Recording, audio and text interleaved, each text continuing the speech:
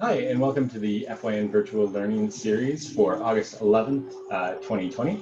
And today we'll be talking about applying for Government of Canada jobs. And on with us, we have Maude Laporte, who is with the Public Service Commission and is a Government of Canada free agent. So we'll be speaking to her experience and sharing her thoughts and advice in terms of this process. Alors, merci pour nous joindre pour la série d'apprentissage virtuel du Réseau des jeunes fonctionnaires fédéraux. Avec nous, on a Maude Laporte du Commission de la fonction publique qui va parler de son expérience comme un agent libre et puis comme un assez nouveau fonctionnaire dans le gouvernement du Canada. As a reminder, you can use both the chat function or the Q&A function if you have any questions that you would like to ask. We'll be going through a set of question and answers and then go to your questions. But if you have anything burning questions during the talk, we can certainly pause and answer those questions. Les réponses à vos questions vont être dans la langue de votre choix, alors soit en anglais ou en français. Maude, je ne sais pas pour toi, mais j'ai seulement l'expérience en anglais ou en français et puis un peu dans le japonais, mais c'est assez horrible en japonais. So please ask questions in the language of your choice and we will provide responses in the language of your choice as well. The session is being recorded and we will endeavor to put that online shortly after the session. So without further ado, why don't I hand it over to you, Maude, and maybe if you'd like to give us your intro and then we can go to some questions. Alors, Maude, si vous voulez vous introduire et puis on peut avoir les questions après ça. Oui, absolument. D'abord, est-ce qu'on m'entend bien? Oui, ça va super. Hi, so my name is Maude. As Josh said, I'm a free agent. So I've started as a free agent a year ago, and I'm working for the Public Service Commission, and I'm currently their youth engagement ambassador, which means that I'm in charge of their youth network.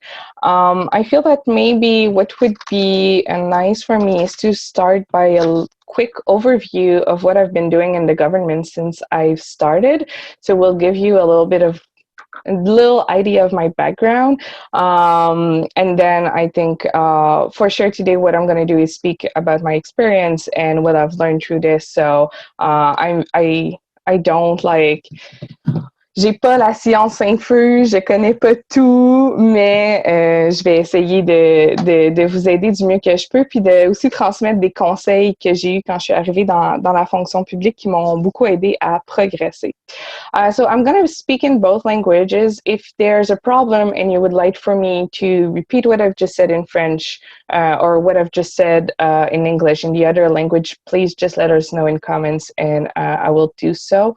Ma première langue est le français, évidemment. Alors, je suis un peu plus confortable dans cette langue, mais ça me fait plaisir de le faire dans n'importe laquelle des deux langues. So I first started in the government 6 years ago. I've started as a casual CR4 in Service Canada in Montreal. So I've started my career in the regions. I don't know if some of you are from the regions. If you are, let us know in the comment. And then I think there's a little difference between applying in the region than there is in the NCR. And I will try to address that today too. So started as a CR4 casual in Montreal while I was doing my master degree, actually at Université de Montréal. And then I got my first contract as a PM1 at Service Canada for the employment insurance. Also, well, it was in Laval, close to Montreal. And I did that for about a year and a half, and then I got a contract as a PM2 for the programs also in Service Canada. So I was working for the temporary foreign worker program. Then I got contacted to know if I would be interested in being considered for a position in the NCR that was a second language assessor. And it was for an indeterminate, sorry. And so I said yes, and I got the job. So I moved to the National Capital Region in 2016 for this job. And then I was a little bit stuck at the test center because, you know, it's quite a it's a job that requires a lot of knowledge, but in a very small area, a really specific domain, and so it makes it hard to move from there. So I've started my implication with the youth network, and I got a job as a youth engagement ambassador. It was an assignment. So I started that. At the same time, I was recruited to start to be a free agent, so I also started that. The PSC, the Public Service Commission, quite liked my work, so they decided to hire me back as a free agent so I could continue it.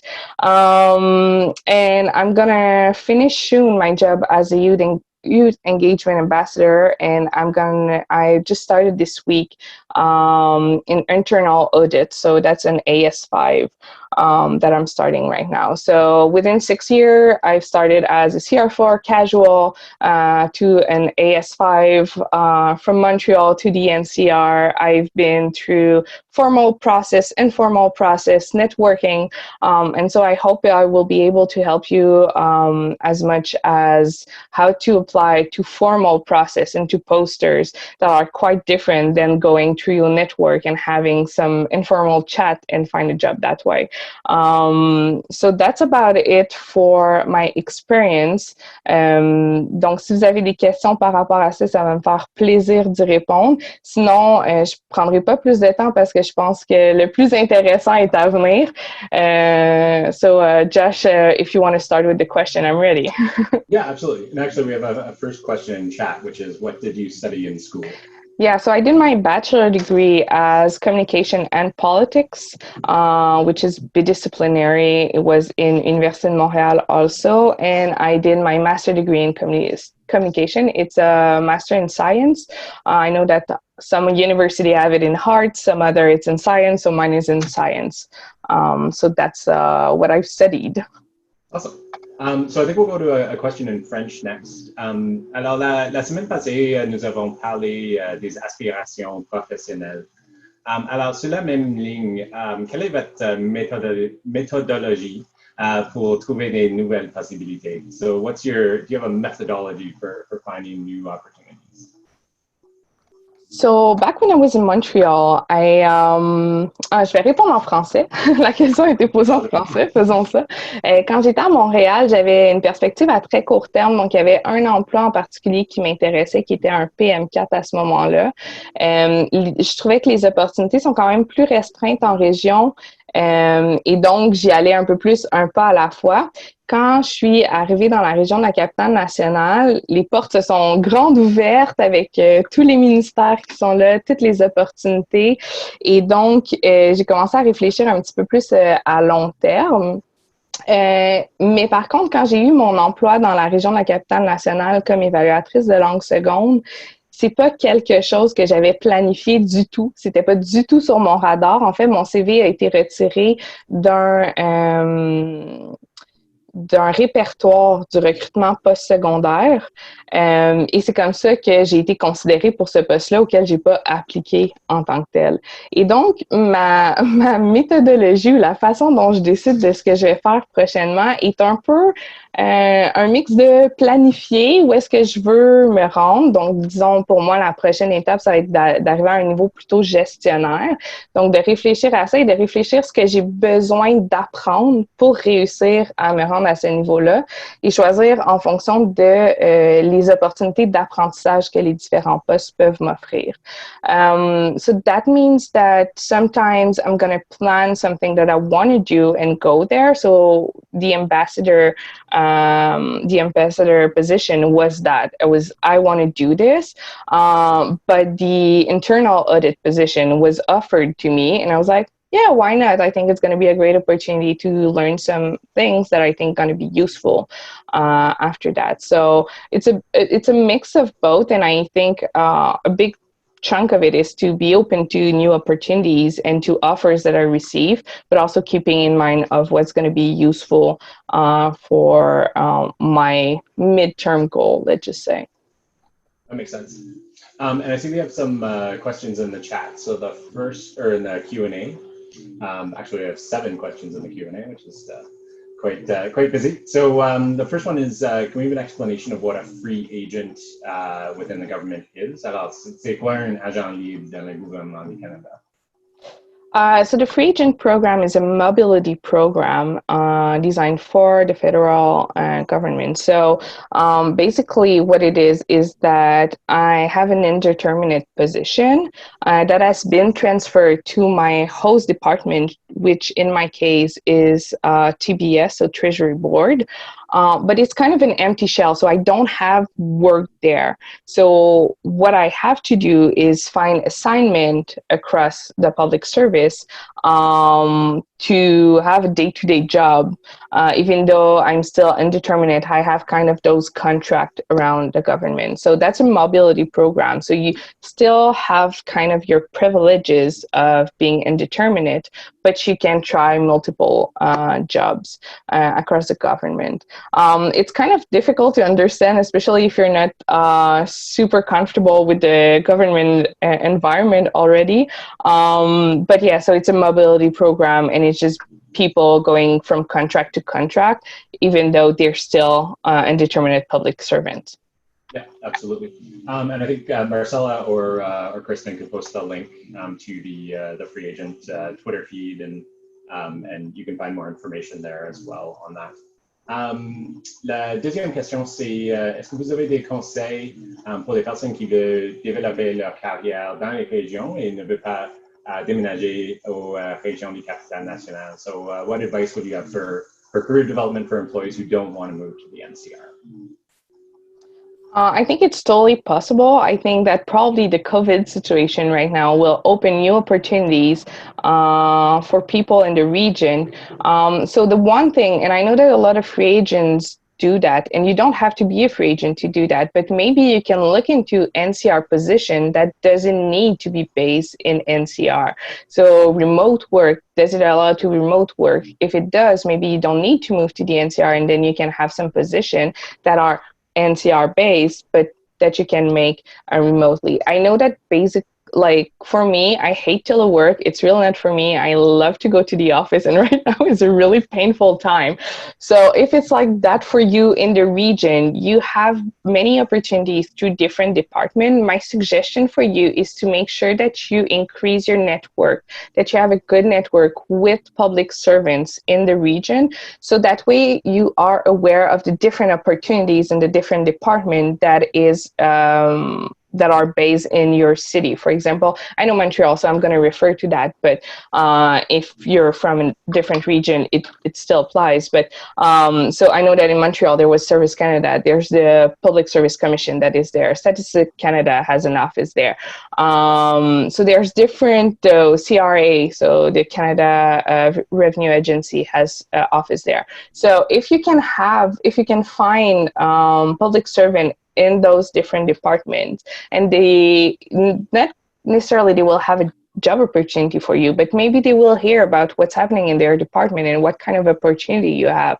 And by leveraging your network, it could help. Also, I would strongly suggest that you look often at GC Jobs website, and that you subscribe to email alerts in your specific region and in your specific city that you want to work in. So that way, every time there's going to be a posting in this region or in the city, you will be aware of it. For career development, so I know that and I was in the operation in the region, so I know that there's a strong competition for manager and team leader position, for example. So what you can do to help you to get to those positions is first try to have acting opportunity. So when there's vacation, when they could be like replacement for, maybe if it's 1 week or two, just raise your hand, show your interest. So even though maybe you won't get this opportunity, you will be kept in mind for the next time there is opportunity. Try to have this experience, so when you apply to a job, when it's available, you already have this experience. Also, the other thing is, if you want to get to a manager level, second language are really important. So make sure that you do some training. If you don't feel that you're great at your second language, maybe ask for training through your learning plan. And I think that's a way that you can kind of improve your career development in the region. I hope that it's helpful. And a way to network with different people from different departments is actually all the youth network that exists for all regions. So that's a great way to start if you don't know people already. Absolutely. Yeah, and definitely we can share the links to all of our networks in the regions and how you can connect with them. That can certainly help people expand sort of their knowledge of what's available. And actually, we have one of our micro missions right now working on sort of assembling the stats around, you know, if you're in New Brunswick, what are the major employers, and you know, who's hiring, who's really kind of expanding over the next period of time, for sure. La prochaine question, je ne sais pas si tu as des formations pour cela, mais so the question is, do you have any advice for permanent residents applying for government jobs? So such as specific streams. Maybe I'll kick this off and just say that depending on the employer, some of them will highly prioritize sort of Canadian citizens over permanent residents. The CRA, for example, is more open for permanent residents. So I've known people who were permanent residents and didn't have their Canadian citizenship yet, who entered the public service that way because it was a sort of more equal process. But from your experience in the Public Service Commission, do you have any sort of advice for permanent residents who are applying for jobs? Pour les résidents permanents et non les citoyens. So the only time that I encountered this situation is recently, and it was for a high-skilled job. So job that they couldn't necessarily find citizen to fill. So I feel it's kind of specific. Donc, si vous avez une expertise vraiment importante dans un domaine, peut-être essayer d'utiliser ça en termes de levier pour réussir à avoir des emplois. Je sais que from what I've heard, when it's open to and there's a priority for citizen, they have to kind of empty a pool before going to a permanent resident. So you can still apply on pools and maybe you're going to get lucky. Otherwise, I would say try to reach for casual opportunities. So maybe like by having your network helping you and doing some casual. I know that right now there's kind of flexibility around casual because of COVID. So I think they authorized the fact that it can do more than 90 days. I would have to double check that. Or if it hasn't been done yet, they're looking into it. So maybe that's a good way to get yourself known across the public service. And then when you get your citizenship, well, you already have some government experience. I'm sorry, yeah, it's kind of tricky and there's all legislation around there, but I hope what Josh and I have said will help you. Absolutely. Next question, is it difficult to move between classifications? So example, from an AS to an EC. Alors, est-ce que c'est difficile de changer entre les classifications, disons, d'un AS à un EC? Not really. I've done it a few times already. So as I said, I've started as a CR4. Usually CR are moving to AS or PM because there's just so many scale. So I've moved to CR to PM to then ED, EDS to EC and now AS. It isn't hard. The only thing is that the requirements for each classification could differ, and sometimes you have to prove, for example, that you have the education background. So when I moved from ED/EDS to EC, I had to prove that I have certain base in economics and sociology, which are the two different things that they are asking for EC. AS, usually they don't have post-secondary requirements, so it depends, but no, it's not hard. I think that what you you should do is base yourself more on your skills than the education or the classification. So if you're interested in an EC and you don't have any policy experience, but you have knowledge about that and you've studied that, well, you can move. So it isn't really hard. I think there's some classification that are really specific. So, for example, FB that you can only see at CBSA. So that may be a little bit more tricky, but no, AS to EC to PM to it's pretty easy. Yeah, certainly I think within the core public service, moving within those classifications is fairly straightforward, and there are often times where people move from a PM5 to an AS5 to an EC, and all within, you know, sort of the same realm of job tasks. So certainly it definitely does happen. I think I've been in 4 or 5 different classification groups in my career, as have you. So yeah, and maybe one thing that you want to know, though, if you're thinking of moving at level to a different classification, is the way that they determine if it's equivalent. And to do that, you have to look at the last step of your pay scale. And so the difference between your current pay scale, so the last step and the last step of the other classification, the difference should not be more than 4%. If it is, this is not equivalent. So that's a nice rule to know if you're looking to move at level but at different classification. Yeah, excellent point. Next point, the Government of Canada seems to have many opportunities for entry-level recent graduates. For mid-career professionals, what would be your best advice for making a career transition into the public service? Alors, pour les personnes qui sont mi-carrière, est-ce que vous avez des conseils pour eux? Et je peux partager quelques points après. Bon. Yeah, if you want to go first, go ahead, and then I'll see if I have anything to add to that. Oh, sure. Yeah. So I would say that depending on the department, some of them do have targeted recruitment for mid-career professionals. So if, for example, you're in a kind of mid-level auditor, the CRA has specific recruitment programs towards people with that experience.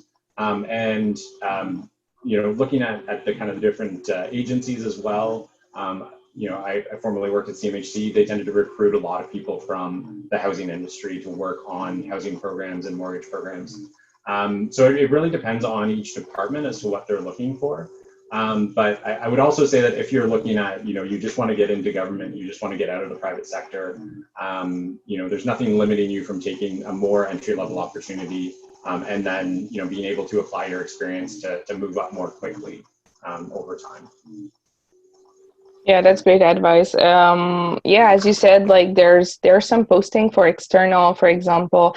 I think that some EX level also, so director level, are posted to the external also. But there's few manager position where, for example, once again, when it's in a specific domain and they're looking for someone with a specific knowledge in this domain to be manager, there will be external posting. So once again, subscribe to the email alert with GC Jobs, all external posting. And if you're coming from the externally to the public service, that's your probably best point of entry. So you can decide, for example, in your research to go by salary or by classification, and so often salary is a good way to know where you are where your position in the hierarchy. So you can do that and see what's the opportunity for you. The other way of doing it is starting to network within the government, and if there's opportunity, maybe you can kind of push so they could advertise externally. There's also the program exchange that you can make an exchange from private sector to public service sector at level, and that could be really interesting if you want to have a foot in the doorstep. So maybe looking into Canada Exchange also could be a good way for you. But yeah, I do agree that maybe sometimes taking an entry-level position, knowing that you won't be there for more than a year before moving up, could be a great strategy.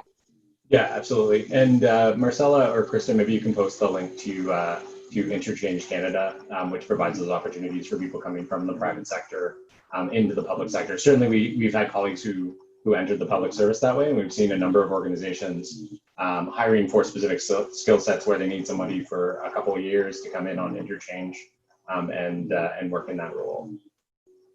So we still have many questions in the Q&A. And it seems like we're progressing along in terms of things, so we'll continue with that. Ridwan asks, what is one common mistake you find applicants make in formal external applications? What do you recommend to correct that mistake? Alors, qu'est-ce que c'est une erreur qui est assez fréquent pour les personnes qui veulent entrer dans le gouvernement du Canada et comment est-ce qu'on peut corriger cette erreur? Yeah, so I think basically you have to know that applying to government is quite the opposite of applying to private sector. So like my resume for the public service in GC jobs is like 5 pages long, which I would never do in the private sector because more than 2 pages, who's going to read it? Like, what have you done in your life? Are you Mother Teresa to have this kind of long resume? So that's quite the opposite. So you have to know that, and you have to keep that in mind when you apply to the public sector. Often in the private sector, if you don't have all the requirements, that's good. They're still gonna look at your application, and usually they reach for like a little bit more than what they're expecting from the candidate. Public sector, quite the opposite. If you don't have the requirement, don't bother to apply. You're just going to lose your time. So when they ask you if you have those specific skill set or if you have this experience, you need it. Otherwise, you're going to be screened out like at the beginning. So I think that is one thing that you have to be aware of when you apply to government jobs. Make sure that you are really explicit and really clear and really precise in your job application. So if we ask you, do you have any experience with Microsoft Word? And sometimes it still happens, and I don't understand why, but it does. So be specific. Yeah, I've been studying for 10 years using Microsoft Word every day and doing like this kind of stuff. You have to place your experience during a period of time. You have to let know which level of experience you have. You have to make sure that people really know that you have this requirement. I will also suggest that you use the same vocabulary than they use in the question, because if they're using AI to screen your application, it's good that you have the same wording. So yeah, if you want to be screened in, that's the first thing. The other thing is get prepared for a lot of exams. So more on the kind of the old school process that are less and less there, but still exist. And often for entry-level position, they're still going with the old school process. So be prepared because you're going to have a lot of exams. So you can look to the Public Service Commission website. They have description of the exam that the different hiring manager can use and could be helpful to prepare for those exams. I know that when I was still in university, I had no problem managing those exams because I was really used to doing some exams. And now that I'm not in school anymore, it's kind of more challenging for me. So if it's the same situation, I would say that it's good to get a little practice there. But yeah, be aware that it's completely different to the private sector. And do your application likewise. The other thing, I took some notes about what was really important when you apply on GC jobs. Yeah, I think I've covered it all. Probably, Josh, you have some great insights too.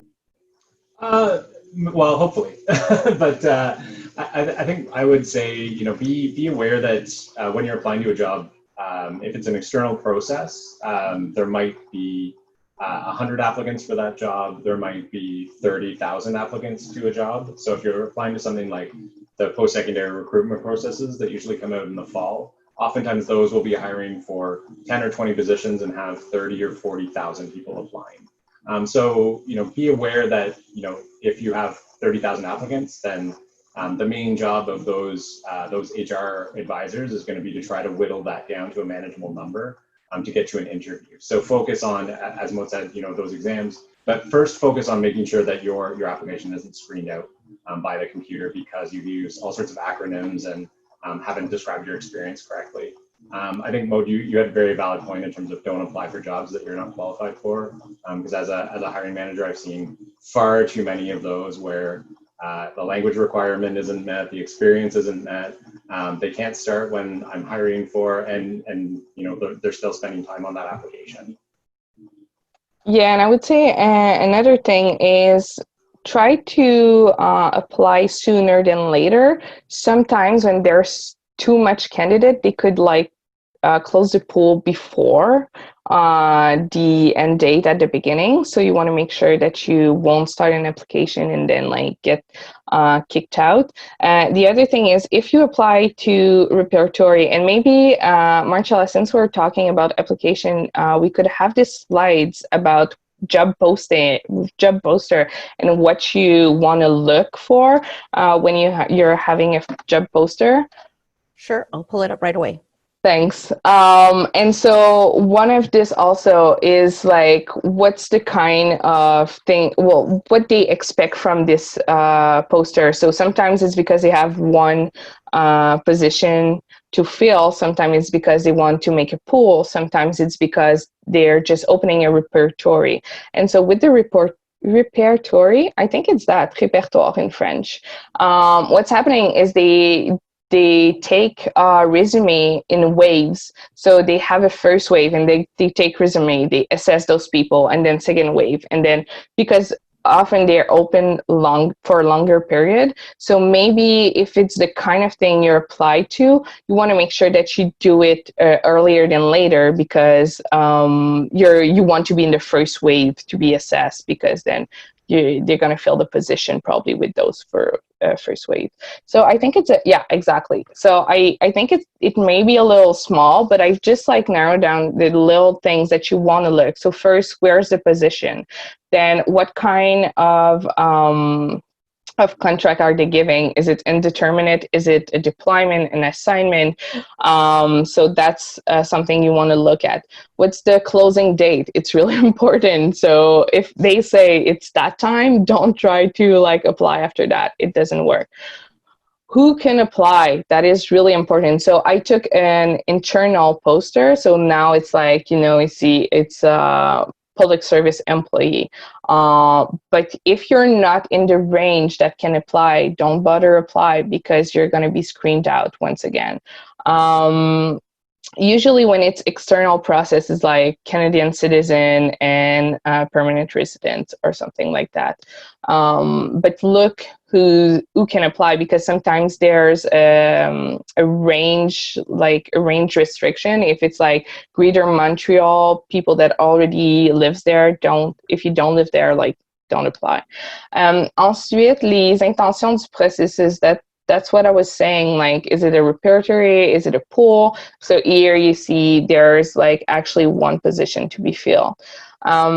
Soyez certain que vous répondez aux qualifications essentielles, donc les études, les expériences qu'on demande. Si vous ne l'avez pas, vous ne serez pas retenu pour le poste, et ne mentez jamais sur vos applications. Never lie when you apply, because then you could lose your job out of it. So don't do that. That's not a good idea.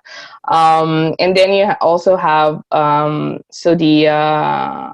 the language requirements. So do you need to be bilingual? Is it English essential, French essential?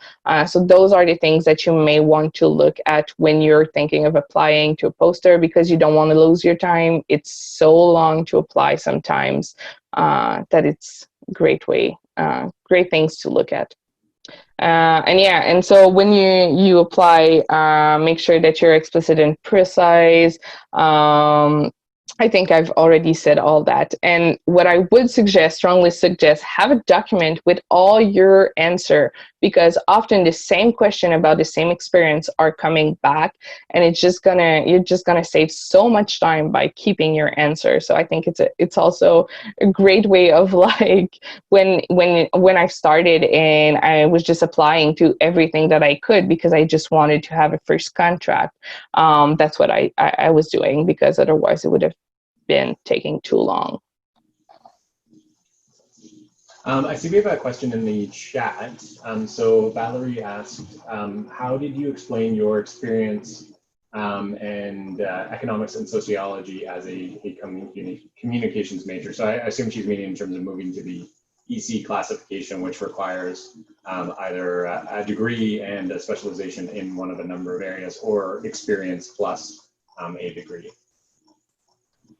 Yeah, so I live in Quebec, and I did a cégep, which is 2-year post-secondary in human science. So I did some economics and sociology class through cégep. If your first year of university, if you live anywhere else in the country, you probably did a bunch of like other class, and those are often quite enough for this kind of work. Also because you have like a degree in human science or social science, or yeah. So if you have like few classes, you can pull out to explain your requirement there. Do you want to also address the second question about if we've worked in the private or nonprofit sectors and the difference? Yeah, I think that'd be great. So maybe you can start, and then I can then follow. Yeah, so I started my career in like after my degree in the private sector. I would say the major differences between the two are that in the government of Canada, really once you're in, you're in. So there are 283,000 jobs.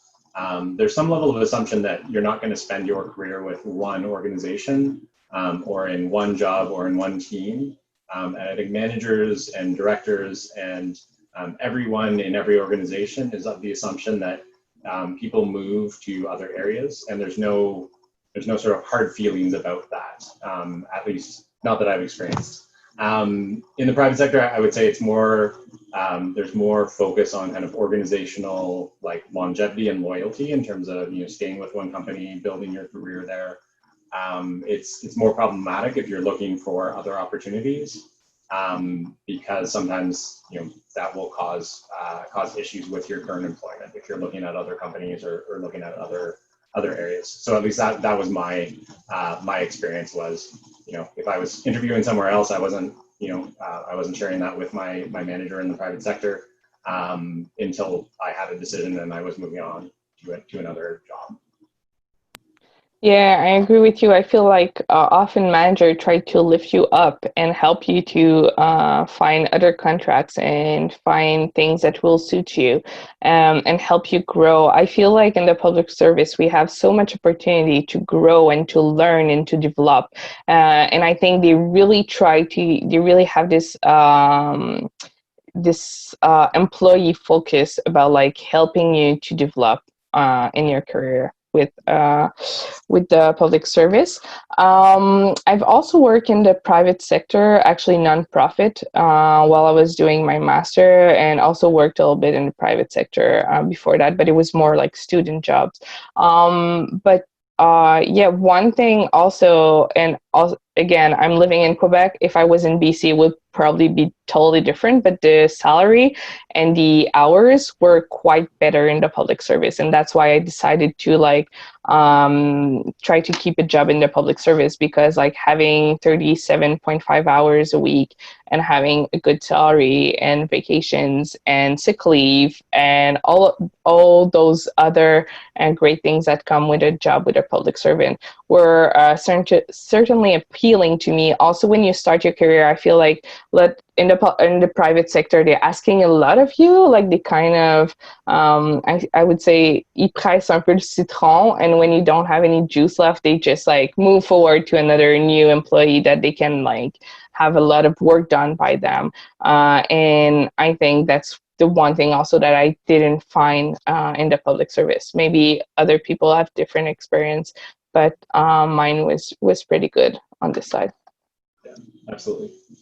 Je pense qu'il y a deux questions dans le Q&A par rapport au programme des engrais libres. Alors, Roxana avait demandé comment est-ce que vous avez devenu une agent libre, mais je pense que tu as déjà mentionné cela par rapport à votre expérience de travailler dans les conditions de la fonction publique et puis de changer pour devenir une agent libre.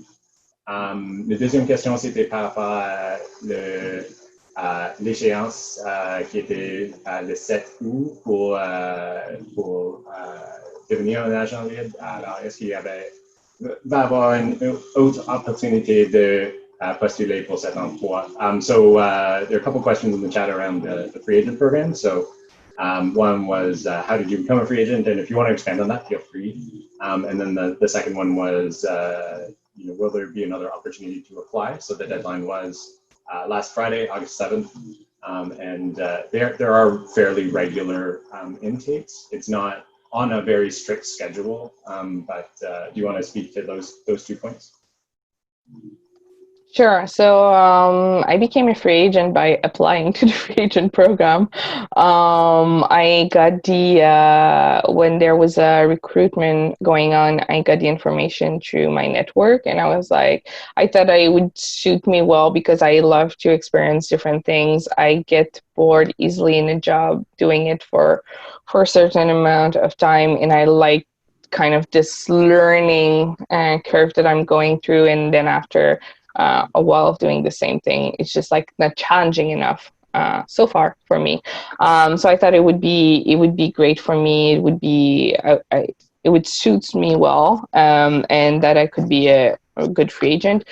So I applied and I went through the whole process. So basically they base their decision on attributes instead of experience. So if you're in, as I said, I was in a really, having a really specific expertise on something, but in a really restrained area of the public service, which was like assessment of second language.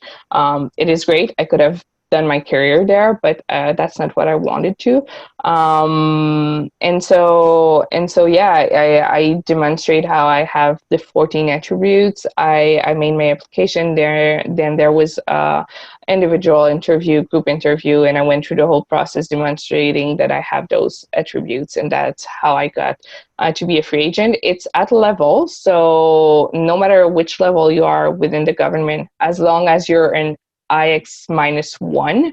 So if you're an EX, sorry, it's not open to you. But if you're under EX level, you can apply. So under director level, you can apply to be a free agent, and it's going to be at level. Yeah, the process closed last week. There's regularly hiring for the free agent program. So usually, well, it started kind of twice a year, and now it changed a little bit.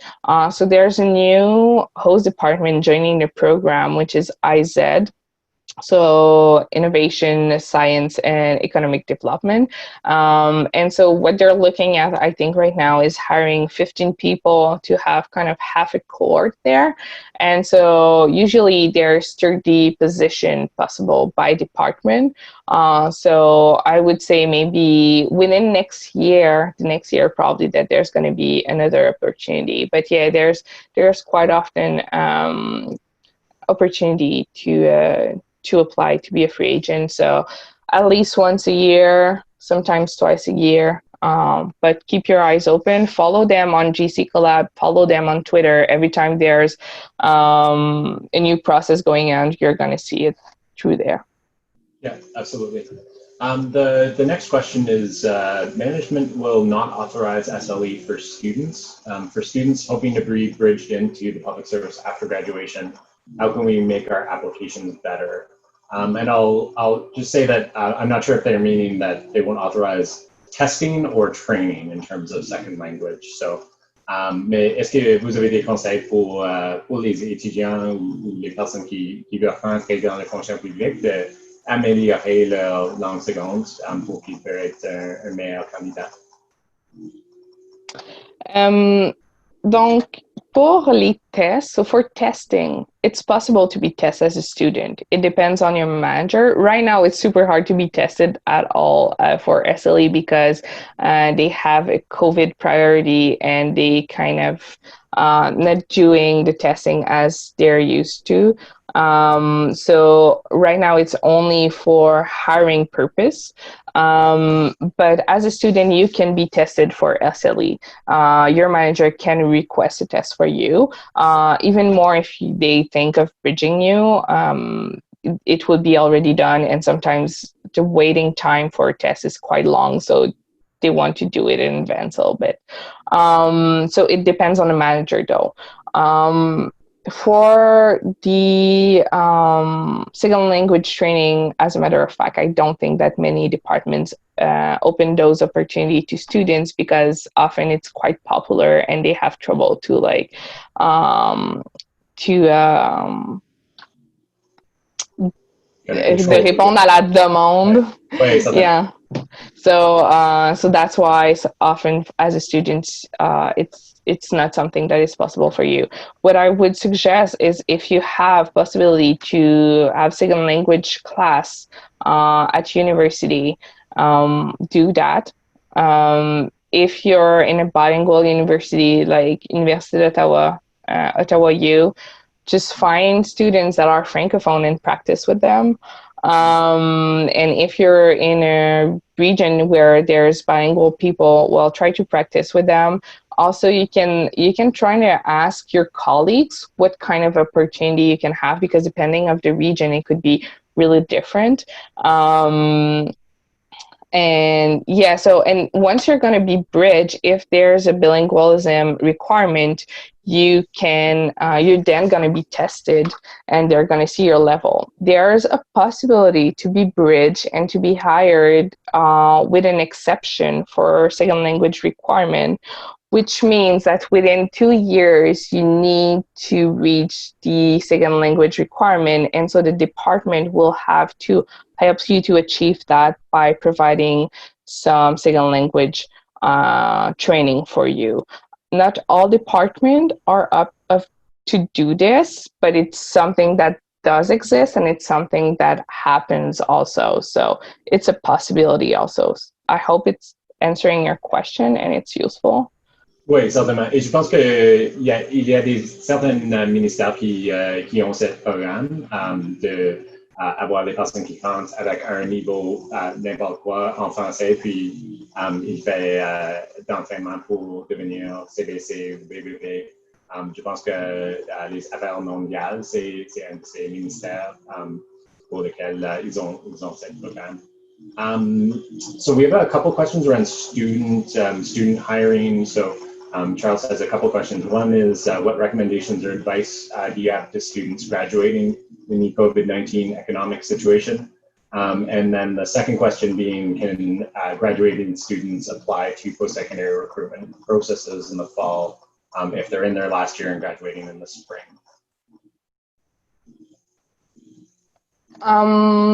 So post-secondary recruitment, I would say, yeah, always apply. And you have kind of the idea that it's like for a recent graduate, it is not. It's for any graduate. So if you see something that is interesting and there's some pools or some recruitment that don't happen every year. For example, Josh, you were talking about GAC, so global affairs that have some position. So I know that for foreign services, they hire, but not every year. Same thing for foreign services for ERCC, so Immigration, Refugees, Citizenship Canada. So I would encourage you to apply when you see something that is interesting. I would encourage you to apply to repertory or this kind of stuff, because that's how they got my resume, and that's how I got my indeterminate in the public service. So it does work. Sometimes it could be like a little difficult because you don't have news quite fast, but it isn't a fast process. But I would encourage you to do that. I know that right now they're reassessing the FSWEP and PSR program, so they might change or be a little different over the years. Stay tuned for that. But yeah, I would encourage you.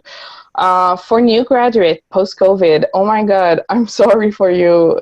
It's for sure a challenging time for you. And what I would do if I were in your situation is just like I would try to find entry-level position if you want to look for something in the public service. And honestly, I think public service is probably the best employer right now, because that's the one thing that didn't go like a little bit more slow with the COVID situation. It's kind of they've been hiring a lot in the past few months.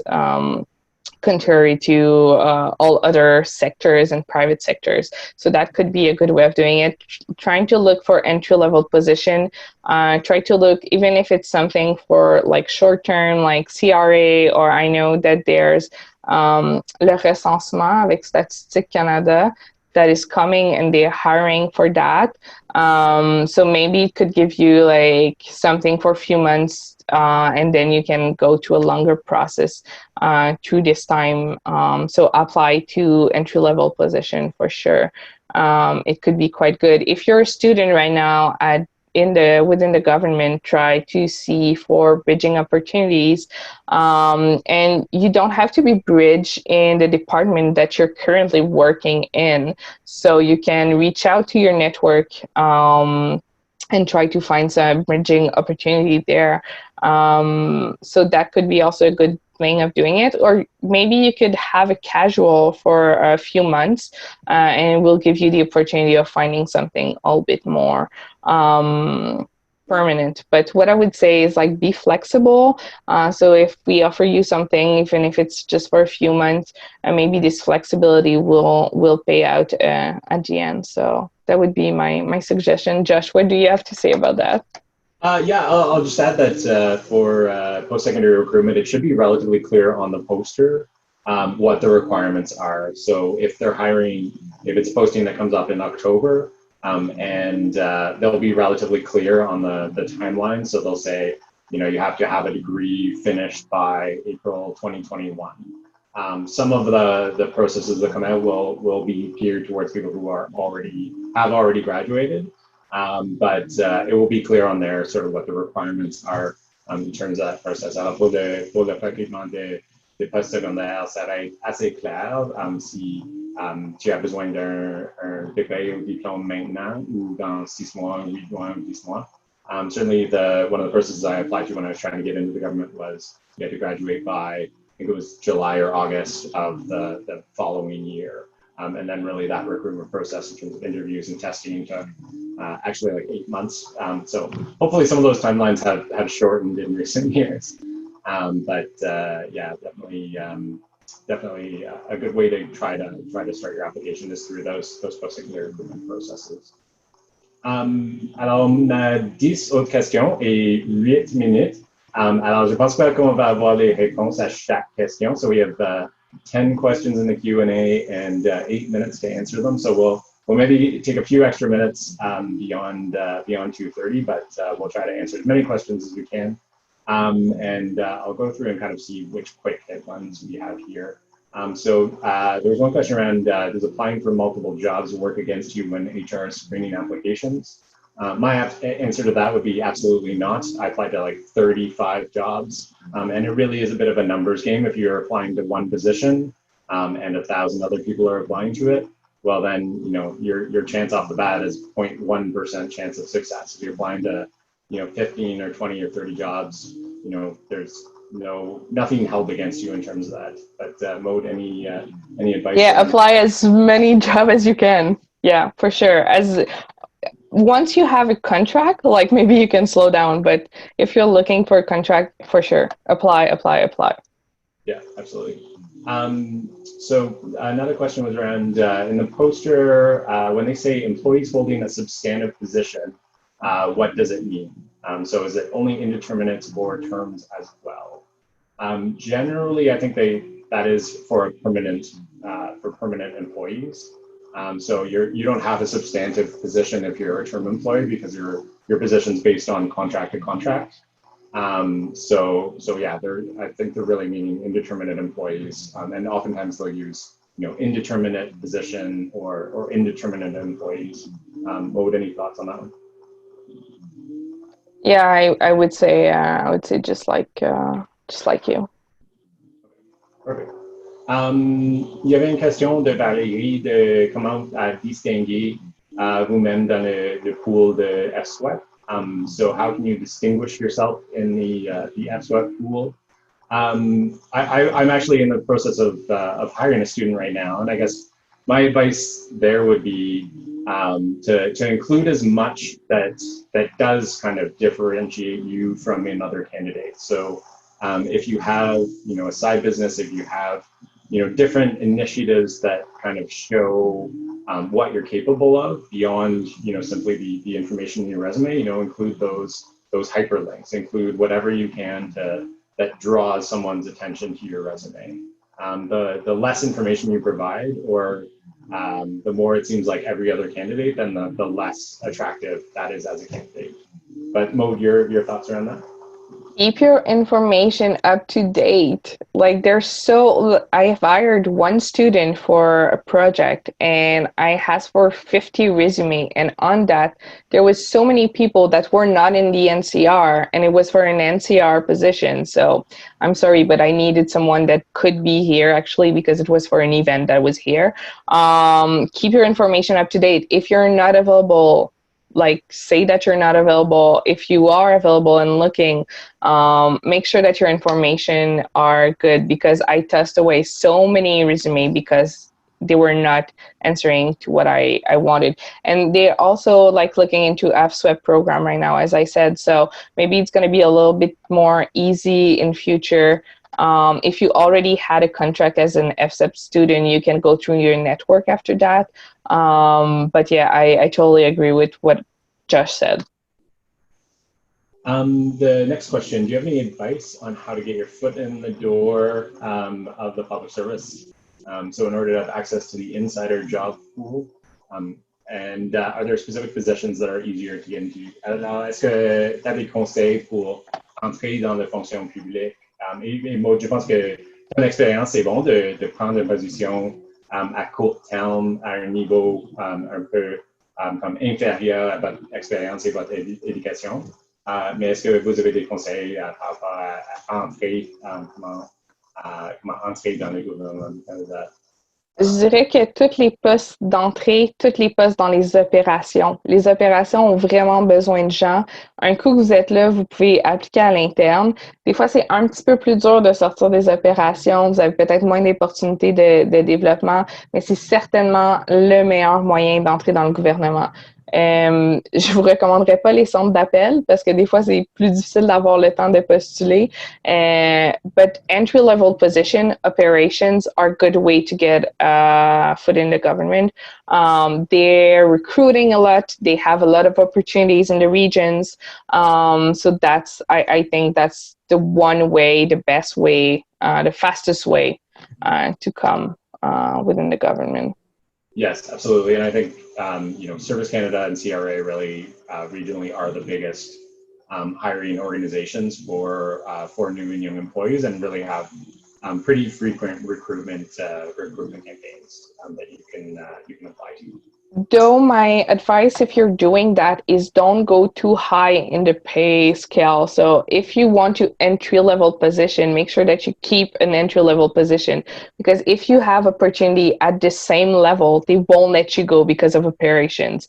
So if you want to be a PM4, start with a PM1. So that way you make sure that once you get your PM4, they're gonna have to let you go. Don't go for too high level in the operations because you might get stuck there. Yeah, absolutely.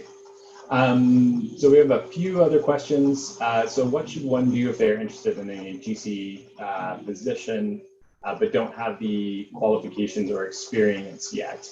Are there any positions where you can expect to receive training for said position?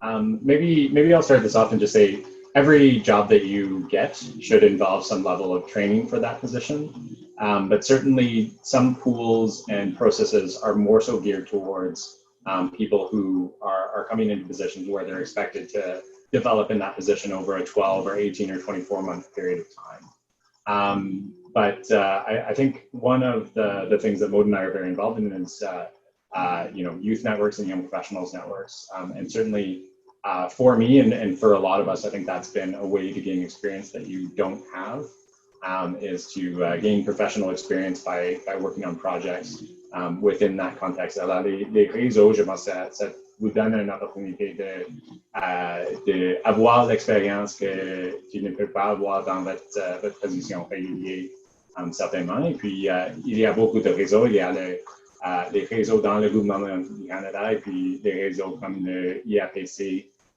qui donnent l'expérience de travailler entre les niveaux du gouvernement. But Maud, any thoughts around building experience when you don't have that experience?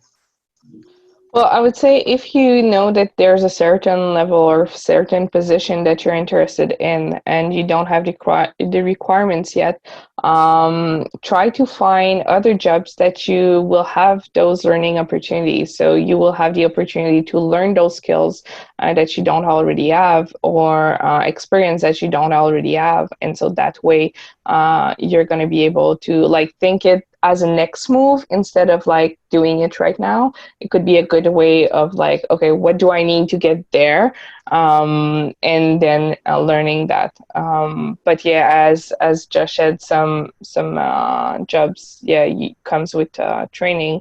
I don't think there's many though. If we're talking about posters and requirements that you need to have before applying, for sure, try to find them with your next position. Absolutely. So there are a few more questions around students, but I think we'll kind of wrap there. And I will mention that I think we have a lot of students on today's session.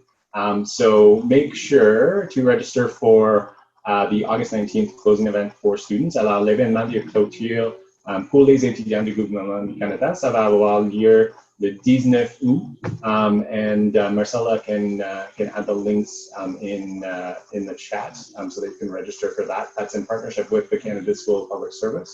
And at that event, we'll be specifically covering the bridging process, post-secondary recruitment programs, and exactly how you can hopefully continue your career in the Government of Canada as you finish your first work assignment or your second or your third. And go from there. Alors, certainement, je pense que chaque étudiant qui est sur cette séance aujourd'hui devrait nous joindre le 19 août pour l'événement de clôture pour les étudiants. But a huge thanks to you, Maud, for joining us today and for sharing your advice. And as a person who moved from the region to the NCR and has moved, within the levels and moved to the free agent program, I think people have greatly appreciated your input in terms of that, and we will post any materials that we've shared on our wiki site afterwards as well. Alors, merci beaucoup à Maud pour nous joindre aujourd'hui et pour donner vos conseils et votre expérience sur ce sujet. Merci de l'invitation. And if you have more questions that we didn't have the time to answer, don't be shy to reach out. You have my Twitter account in the conversation. So vous pouvez me rejoindre par Twitter, message privé. Je vais essayer de répondre à vos questions avec grand plaisir. Merci de l'invitation. Thank you so much. Okay, thank you, Maud. Et la prochaine séance, ça va être jeudi. Et puis, vous pouvez nous joindre pour cela. Les liens sont dans le chat. So our next FYN Virtual Learning Series session will be on Thursday. And then, as I mentioned, the closing event for students will be on August 19th. So thank you very much, everyone, for joining us today. And have a great day, everyone. Alors, merci à tous. Et bonne journée à tout le monde. Merci.